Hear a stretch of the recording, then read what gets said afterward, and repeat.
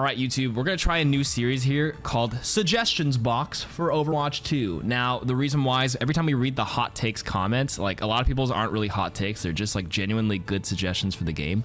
So in the comments here, hopefully we'll have you reply with some good suggestions for the game.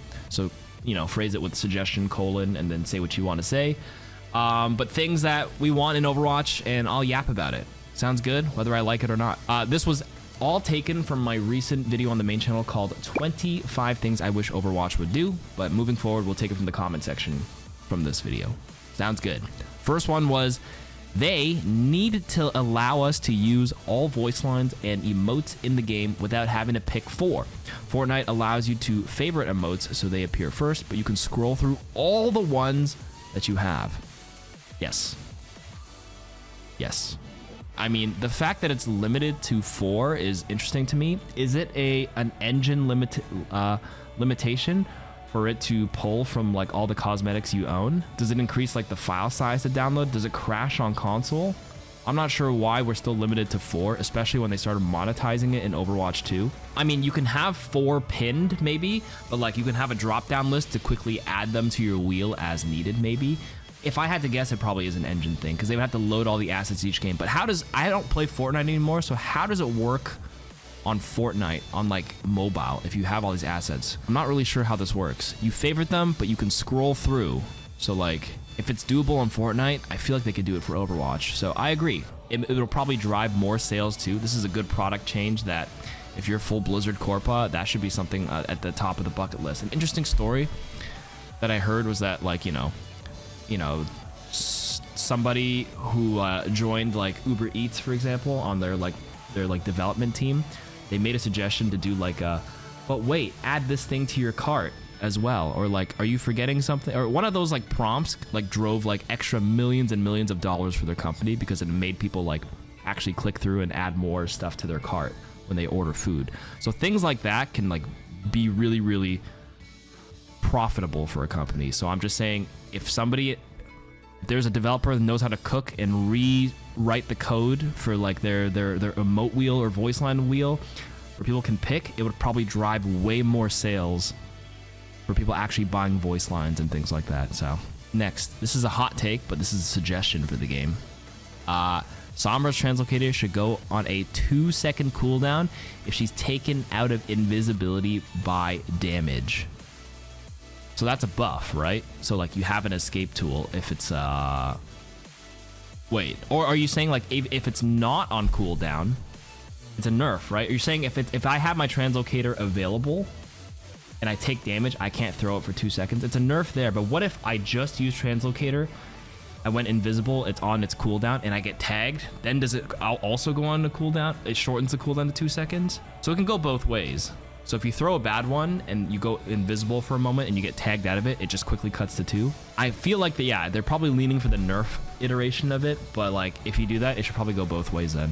I don't know about this. I mean, a lot of people say they struggle with Sombra, but I don't really feel like Sombra's that big of a problem right now, but it might just be like a me thing. So this suggestion is kind of like up in the air for me. It could change the way it's approached. I don't think Sombra will ever be picked in high elo ever again.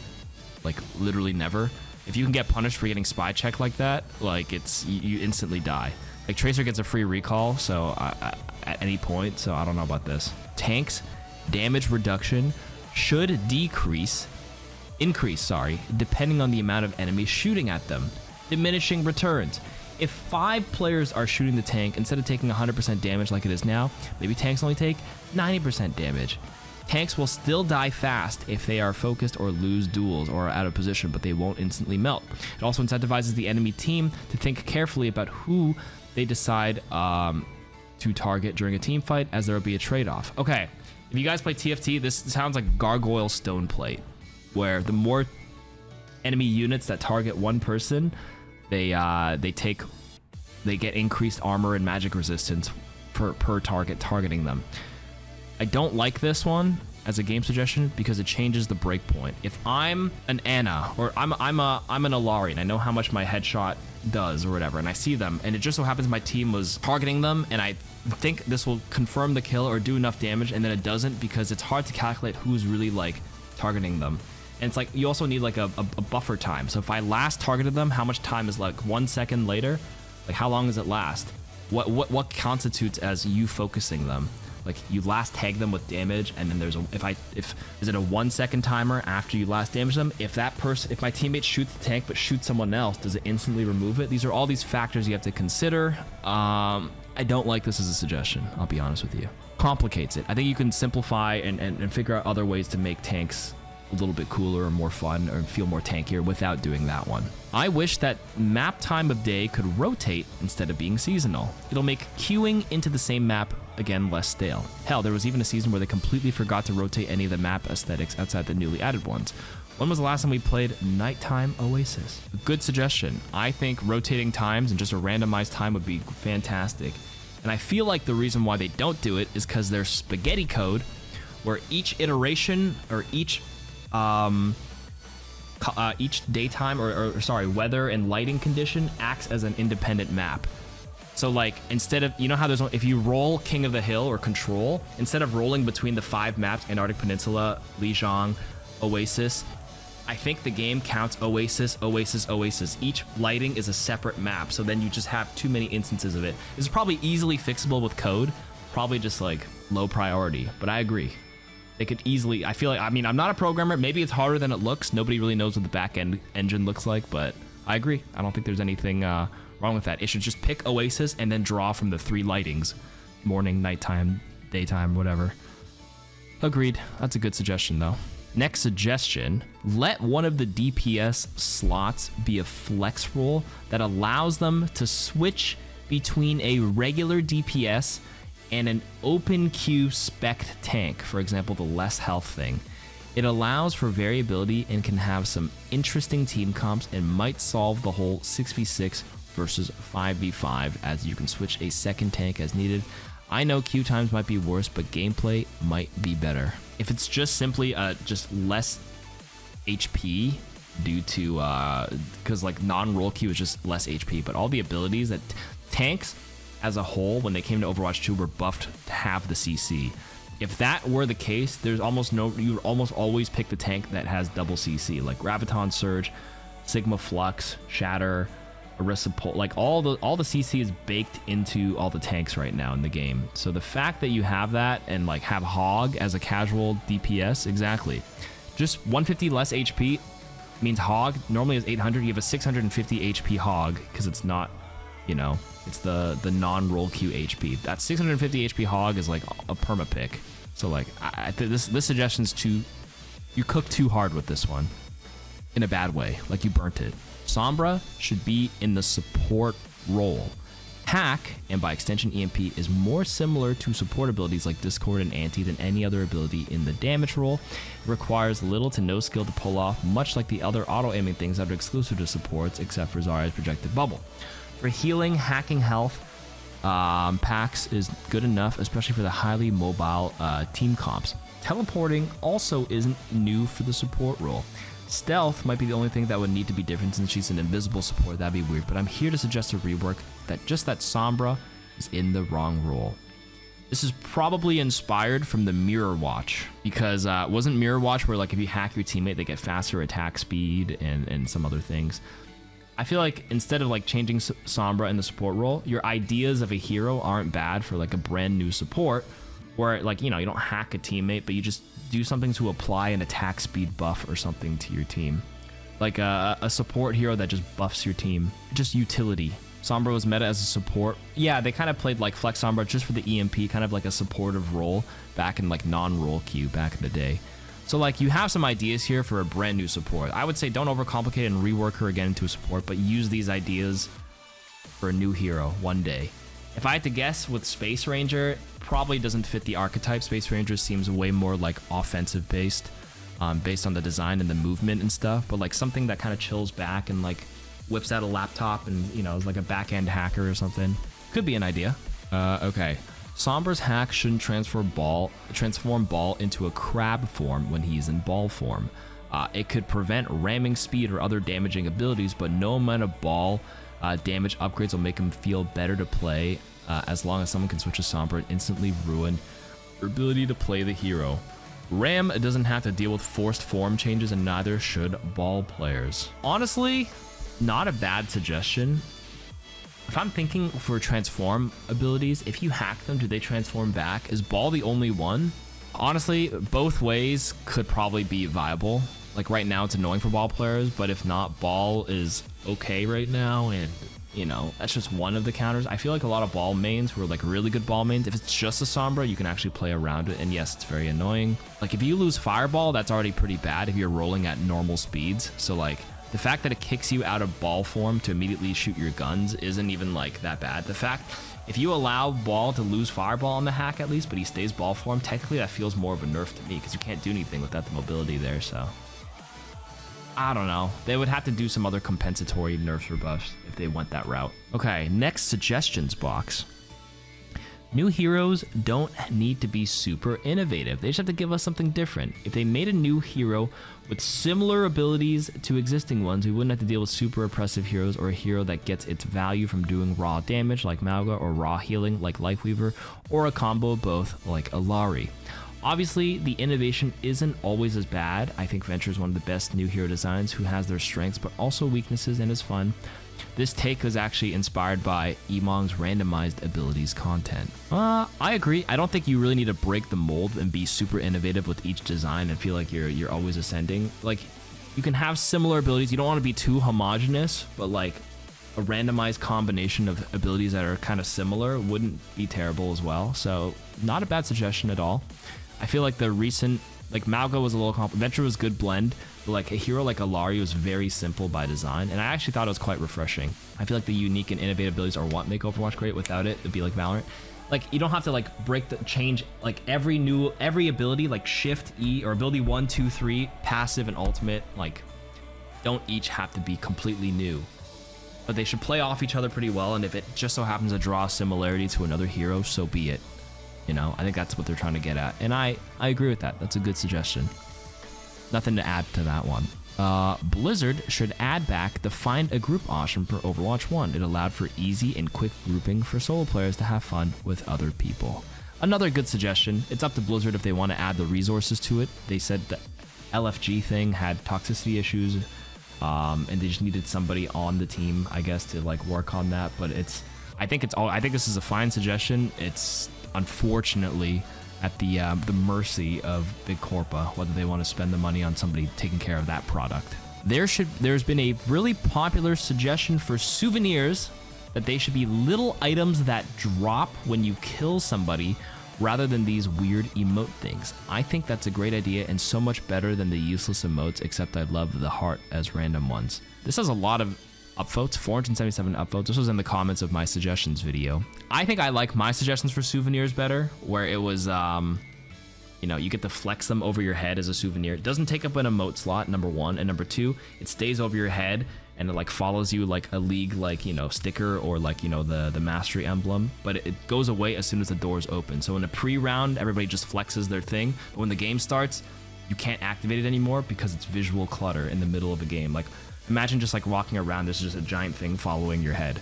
And then for the same thing, reasons for your suggestions where you drop souvenirs, it's just more clutter and shit to look at. It's too much on the floor. And a game that's already messy like this probably doesn't need that. So I don't know about dropping souvenirs, especially like if you're able to use it on defense as well, because attackers stay in spawn, but like the defenders, if they're allowed defense icon wall, everybody just can like walk up and just like flex their thing for a little bit. That's already an infinitely better usage of souvenirs than the current iteration, where almost nobody uses it, period.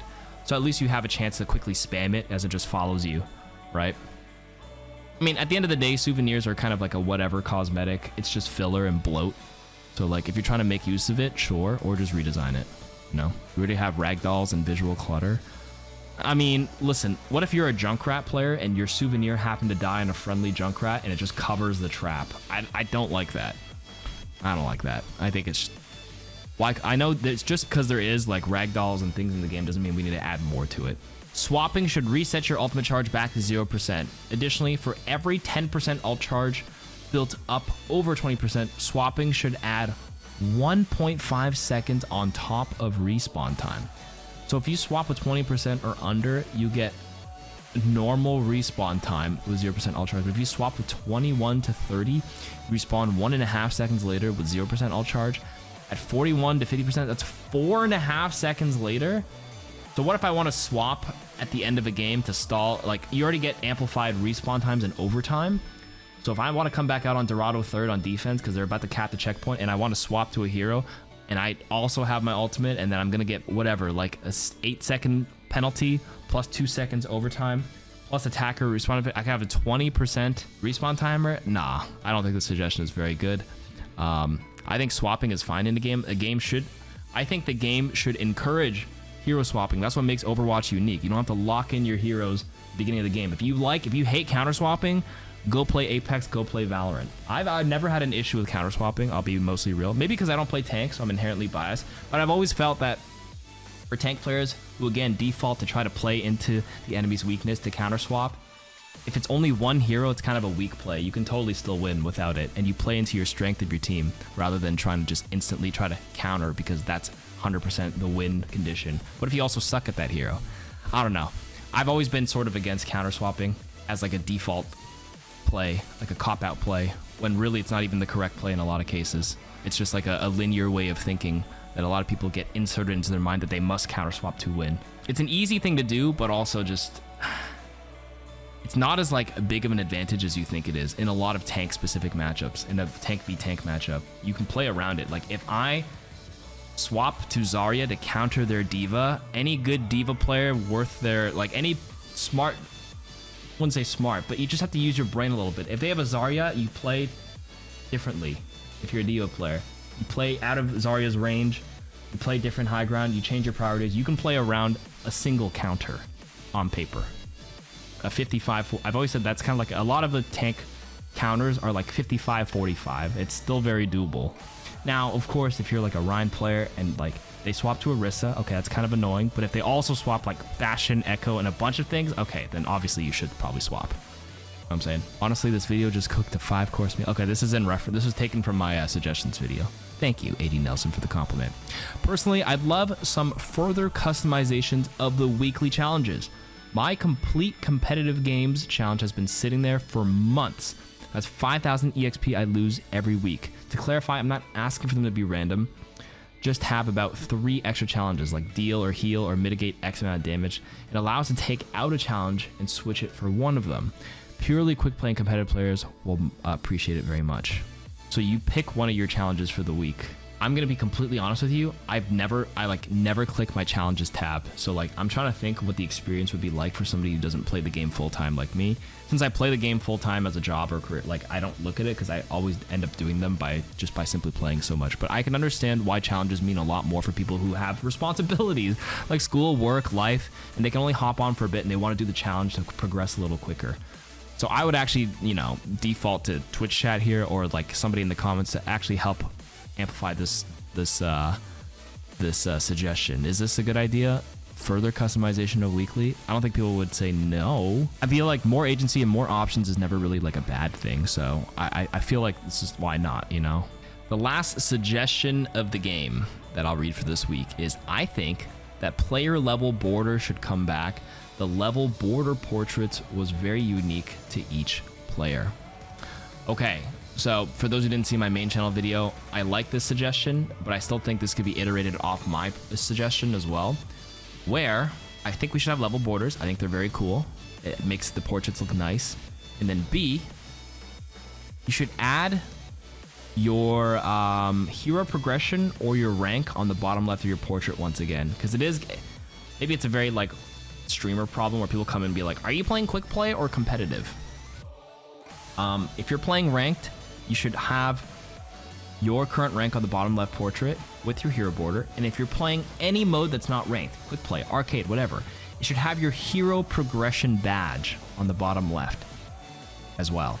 So if I'm playing, you know, Kiriko in quick play, I have that like, you know, whatever that little circle thingy is. Because like, I mentioned it in my main video, but like, if I ask you guys, do you guys even know your hero progression badges? Like, do you know the order of it? Because there's like green, there's the blue one. Like if you play different games, like your perception of like your order is different. Like green means emerald or ascendant to some players, and then purple means like you know, something else, or the gold badge means gold. Most people don't know. They added the hero progression, but nobody cares. So I'm saying if you add it to the bottom left of everybody's thing, it would actually like force people to learn them. I'm talking about these ones. Add these on the bottom left of your portrait when you're not playing ranked. It makes it look cooler, right? I think they do look kind of cool, but just nobody like pays attention to them. So right here, like that, you see?